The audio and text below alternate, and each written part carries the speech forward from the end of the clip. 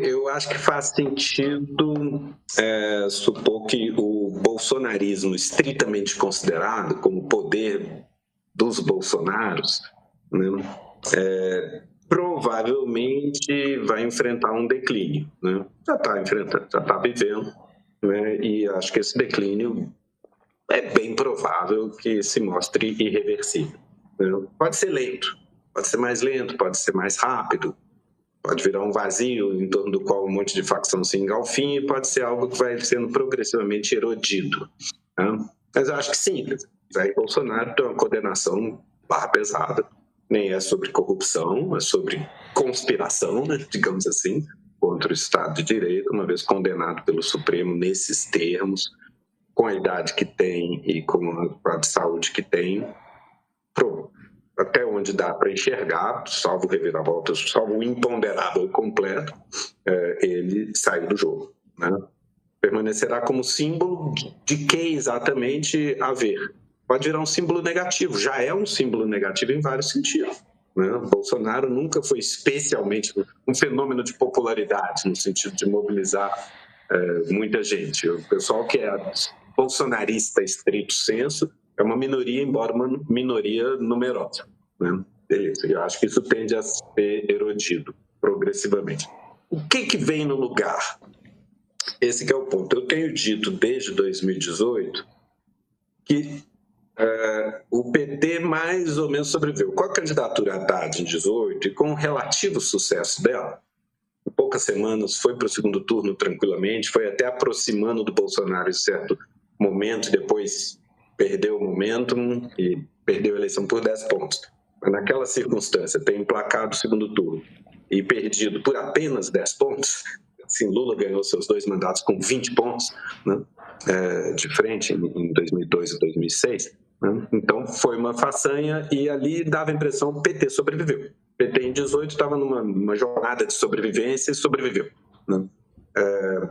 Agora, ali o outro polo é que naquele momento era aglutinado pelo Bolsonaro, né, que é uma versão especialmente brutal da direita, não apenas em ser muito conservadora ou não, porque nem é tanto assim, é regressiva em vários sentidos, mas especialmente faz uma apologia da violência, né?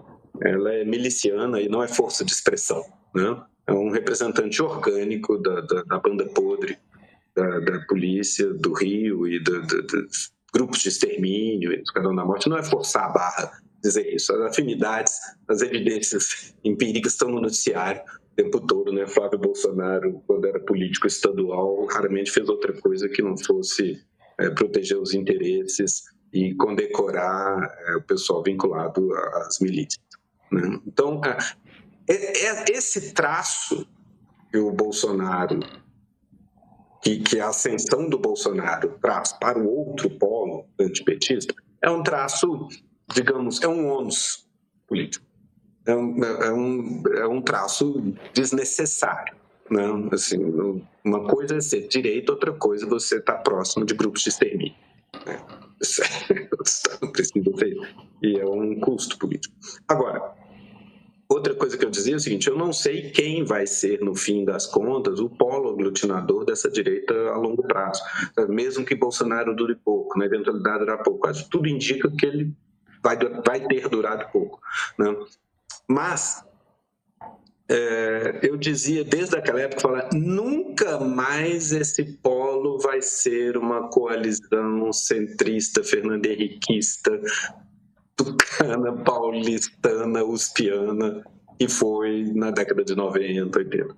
Nunca mais, né? Porque é como se aquilo fosse um equilíbrio instável. Esse pessoal não tende a ter apelo popular, né? Não tem voto, né? Mas de alguma maneira o bilhete premiado do Plano Real veio para o Fernando Henrique, ao mesmo tempo que Covas foi para o governo de São Paulo, e o PSDB se tornou o estuário de uma constelação de interesses empresariais e econômicos variados em certo establishment da política brasileira, e lhe deu, e o retroalimentou por muito tempo. Mas o voto tucano não era um voto partidariamente PSDBista, era um voto antipetista. No momento que a Lava Jato desorganiza o quadro, o PSDB, o PT ainda encontra lastro para os trancos e barrancos sobreviver. O PSDB é varrido na enxurrada, né? E aí vem a coalizão agora é de outra natureza, e eu acho que esse repertório tende a sobreviver em dois planos.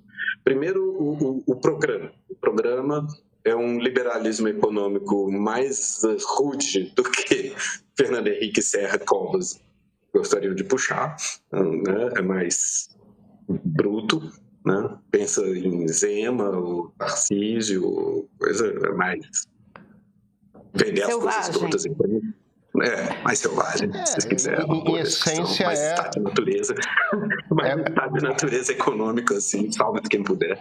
Né, fazer uma política. Não a agenda do campo. No fim das contas, você está falando, fazer uma política sem a sofisticação. Fernando Henrique era uma liberalização muito light, né? Muito da economia. Muito suave. Que é a sofisticação dos economistas liberais da PUC-Rio. Se você não tem eles, você não tem esse cuidado com política social que acompanha, né? Essencialmente. Paulo Guedes mesmo é uma coisa bem mais tosca do que esses colegas. Claro. Né? Então, é isso. Na economia. Na política, é mais autoritária, mais tranquilamente autoritária. E nos costumes ela é religiosa, evangélica, etc, etc, etc.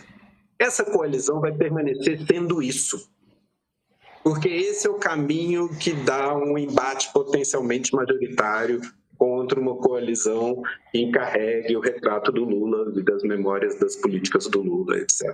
Ela tem que ser esse repertório. Ela é mais duramente um certo evangélica. O caminho da direita para o voto popular é evangélico, né? É por aí. Acho que não tem. E aí vem o resto do pacote. Não precisa ser miliciano, mas tenderá a ser duramente repressivo em segurança pública, eventualmente com as conexões que existe. Não vou dizer que o evangelismo no Brasil está vinculado ao crime, não, mas muitas igrejas pequenas eventualmente servem para lavar o dinheiro do crime, estão sociologicamente próximas, né, etc. Então, tem uma constelação de interesse ali que tende a sobreviver ao bolsonarismo, né? Talvez numa versão menos crua. Jair Bolsonaro, francamente, era um cara que estava há 30 anos na política brasileira e era o último dos políticos, né? O último, né? O pior de todos, né? Um cara mais do que o baixo clero, o cara que estava ali flertando com a rejeição do status quo institucional e sobrevivia na política brasileira graças à lista aberta, cultivando seu nicho. Era isso. E aí as circunstâncias da crise jogaram a presidência no colo dessa pessoa, né? Outra coisa, a outra perna pelo qual eu acho que, mesmo sem os bolsonaros, algo que hoje a gente chama de bolsonarismo tende a sobreviver, é que tem um playbook da extrema-direita que não é brasileiro, não é patente brasileira, ele é importado, né? Em boa medida, boa parte da agenda, do repertório estratégico da extrema-direita é importado dos republicanos nos Estados Unidos. Isso já é um jogo bruto que vem desde... É um legado do Reagan, né? E que depois, quando Clinton vai ao poder, o primeiro democrata a ir ao poder, vê na própria pele o que é ter esses caras no seu pé, né? E as coisas ficam disfuncionais. A política americana ficou severamente disfuncional dos anos 90 para cá. Isso é parte da explicação do sucesso da China, né, etc. Então, e Trump é um sintoma agudo dessa deterioração. Agora, esse playbook está sendo exportado. E o bolsonarismo é quem importou ele aqui no Brasil. Agora, o playbook vai sobreviver ao Bolsonaro e aos bolsonaros. É isso que é meu temor. Eu acho que o playbook veio para ficar, entendeu?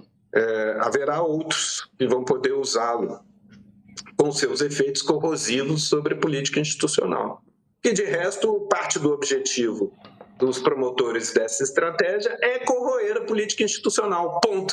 Mais do que produzir uma agenda de políticas específicas, é desautorizar políticas, né? Nessa altura a gente já aprendeu isso com a resposta do Bolsonaro à pandemia, que foi a mesma do Trump, com a resposta da extrema-direita, de circuitos da direita na internet, a tragédia no Rio Grande do Sul no ano passado, a campanha de desinformação que tem.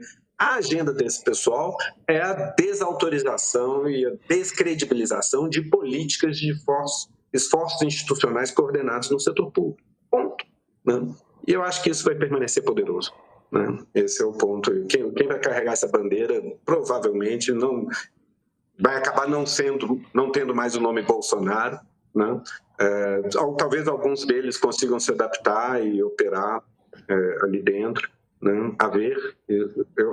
Então, portanto, essa é a minha resposta, numa palavra, Pedro. Assim, eu compro a ideia de que acho bastante provável que o Bolsonaro, estritamente considerado, Jair Bolsonaro encerrou sua carreira e o bolsonarismo mais imediato, expresso nas pessoas que o cercam, provavelmente deve entrar numa fase de influência declinante.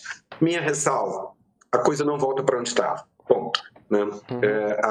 Quem quer que se aproprie desse legado vai ser com um repertório programático mais radicalizado à direita e com um repertório tático estratégico que é o mesmo playbook de descredibilização do sistema político institucional. Sabe o que mais dizem por aí?